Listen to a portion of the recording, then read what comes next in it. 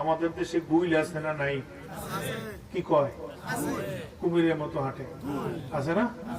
বরিশালীয় ভাষায় মানুষ, পটুয়াখালীর লোক গুইল বলে, কিন্তু বইল ভাষায় গুই সাপ। ওটা একটা সাপের মতো বিষাক্ত, কথা ঠিক না? কামড় দিলে বিষ ধরে। সেই গুই সাপ আল্লাহর কাছে দোয়া করছে। কেন জানেন? ওই গুই সাপ হাইটে যাচ্ছিল, কেমনে দিনে মানুষের কথা শুনছে যে এই রাস্তা দিয়ে রহমতুল লিল আলামিন যাবে। সুবহানাল্লাহ বলেন। গুই সাপ আসমানের দিকে তাকায় কইতেছে, আল্লাহ তোমার নবী এই রাস্তা দিয়ে যাইবে, তারে না দেখে আমার মৌত দিবা না। হাসাইসুল কুবরা নামক কিতাবে আসছে, এই গুই সাপের দোয়া আল্লাহ কবুল করছে। গুই সাপ কি করে জানেন? প্রতিদিন আপনারা দেখবেন মাঝে মাঝে রাস্তাঘাটে সাপ দেখা যায় না? মানুষ দেখে কিন্তু দূর দেয়, কথা ঠিক কিনা? কিন্তু মাঝে মাঝে শীতকালের দিন দেখবেন সাপ এসে রোদ্রে বসে। কি সাপও কিন্তু ভিটামিন ডি লয়, সি লয়। দেখছেন না মাঝে মাঝে ক্ষেত খামারে বিভিন্ন জায়গায় সাপ যেই দেখে দেয় দৌড়ে। এই গুই সাপ প্রায় রাস্তার পাশে এসে বসে, আর নবীজির দেখার তামান্না আকাঙ্ক্ষা নিয়ে বসে থাকে। সুবহানাল্লাহ।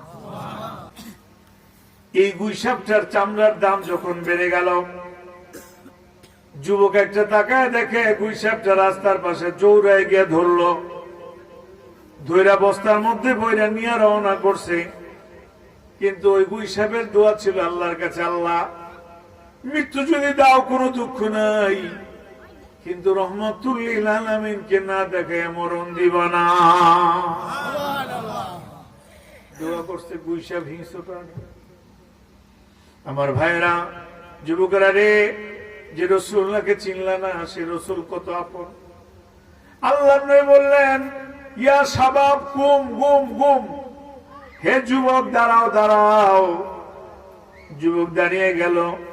রাসূলুল্লাহ বললেন, মা হাজা, তোমার মাথায় ডাকি? কইটা গুই সাপ। একটু খুলে দেখা, অনেকদিন দেখি নাই। সুবহানাল্লাহ বলবেন না?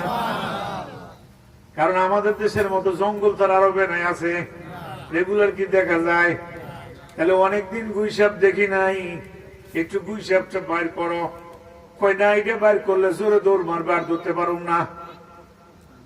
আল্লাহ নবী বললেন, যুবক দৌড় মারলে আমি ধরে দিব। কয় না, বিশ্বাস করি না। দৌড় মারলে এরকম অনেকেই বলে ধরে দিব, কিন্তু ধরে আর দিবে না। এই জন্য তোমারে আমি বিশ্বাস করি না। রাসূলুল্লাহ তাকায় আছেন, কি দিয়ে বিশ্বাস করাবে?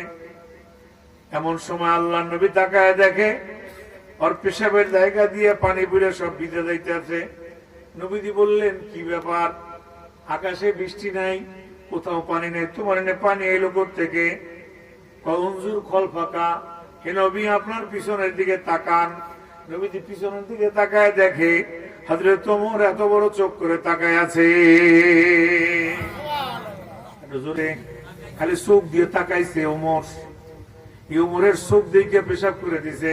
নবীজি বললেন, ওমর বসো, নাইলেও পায়খানা করে দেবে, দুর্গন্ধে থাকা দেব না। বলবেন। হযরত ওমর বললেন, তাইলে আপনাকে কেন গুই সাপ দেখায় না?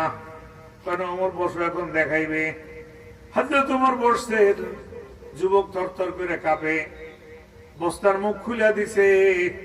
আরে গুই সাপটা বাইর হইয়া ডানেও যায় না, বামেও যায় না, রহমতুল লিল আলামিনের চেহারার দিকে তাকাইয়া দুই চোখ দিয়া ঝরঝর করে পানি ছেড়ে দিছে। মানুষ যেমন কাঁদে, গুই সাপ কাঁদে। গুই সাপের চোখ দিয়ে পানি পড়ছে। রাসূলুল্লাহ বললেন, ও মাইয়াফকে, এ গুই সাপ, তোরে কিসে কাঁদাইলো? তোর চোখে পানি কেন?